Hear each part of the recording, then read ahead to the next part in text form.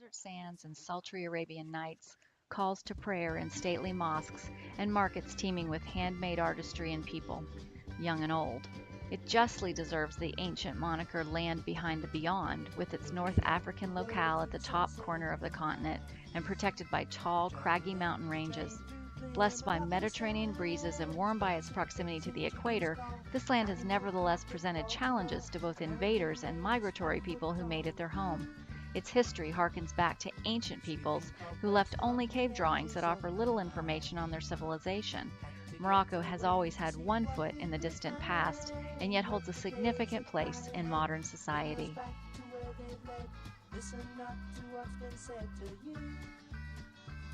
As well as over the Red Sea and the Mediterranean from the Roman Empire. Confronted with the mountains, they pushed on into valleys and plains and then on to the fertile coastal area. Some settled in the deserts, becoming traders, subsistence farmers, and herdsmen.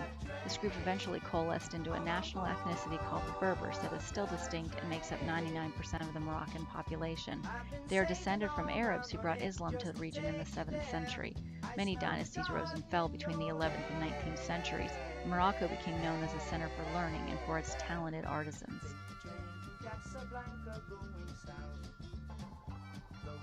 An Arab Berber. They descend from Egyptians and count the biblical Noah as their ancestor. Their name means barbarian. 1/3 lives rurally and 2/3 in the cities and on the coast. Some have Asiatic or Mediterranean features. They are a political, cohesive group and live much the way they have for centuries. Jews and Christians also inhabit Morocco, but make up only 1% of the population. They live in peace and security in this Muslim nation. Due to its remote location and yet vast trade networks established over time, they encountered various peoples. This may account for their unique tolerance for foreigners who look or pray differently, and for their less radical Islamic views than those in the Middle East. The continent. Beneath the sands and valleys and along the coast lie abundant natural resources, precious gems, minerals, and metals, as well as salt. Beneath the ocean waves are many species, numbers which comprise a huge market both internally and for export. The Western Sahara to the south, annexed by King nearly half a century ago, has been long in dispute. But those uninhabited desert sands hide unlimited phosphate deposits, which are some of the largest in the world. Morocco is a member of both the Arab League and the United Nations, and is a respected member of the international community. The Sultan kings have ruled for numerous centuries throughout various dynasties. They have avoided invasion, except for a short time in the 20th century when France and Spain took them over as a protectorate. However, they regained their independence and are now a constitutional monarchy with a parliament and elected officials. Succession is lineal and Islamic rule prevails, but the sect is a tolerant one and women are allowed unusual freedom for a Muslim country.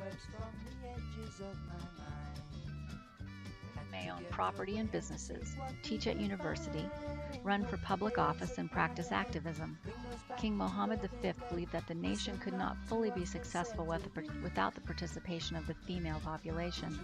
The nation practices what it preaches, and women are afforded many opportunities for education and advancement. In 2004, Asma Chaabi was the first female to serve as a Moroccan mayor of Essaouira, followed by Fatima Zahra Mansouri, mayor of Marrakesh, from 2009 to 2015. Morocco's success on the world stage can undoubtedly be attributed to their tolerance for those who live among them as foreigners and non-Muslims, and their commitment to equality for women. Artisans, and specifically for their intricately patterned mosaics. Craftsmen learn the skill from their fathers and spend a lifetime perfecting the pieces.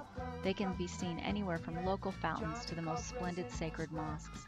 They reflect mathematically geometric designs in keeping with Islam's prohibition against depicting living beings and they encourage the contemplation of God.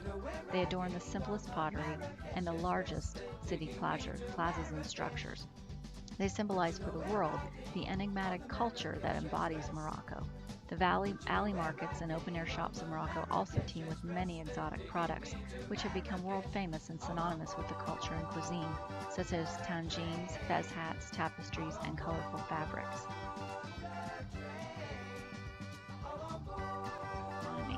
Essaouira is a fishing village turned international tourist venue.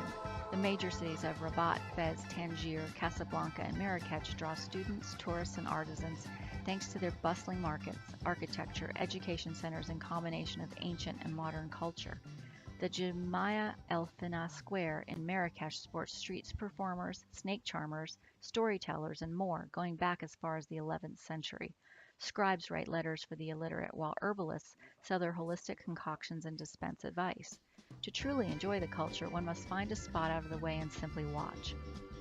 The present begins to fall away as this last remaining venue of Moroccan antiquity celebrates centuries-old tradition even as progress marches on all around it. Morocco is a small country, but one which has chosen to exploit its available resources and inherent gifts to reach its potential. With their sound economy, stable government, progressive attitudes, tolerant faith, and respect for the old, but embrace of the modern, they are a country which sets an inspiring example for the rest of the world. Thank you.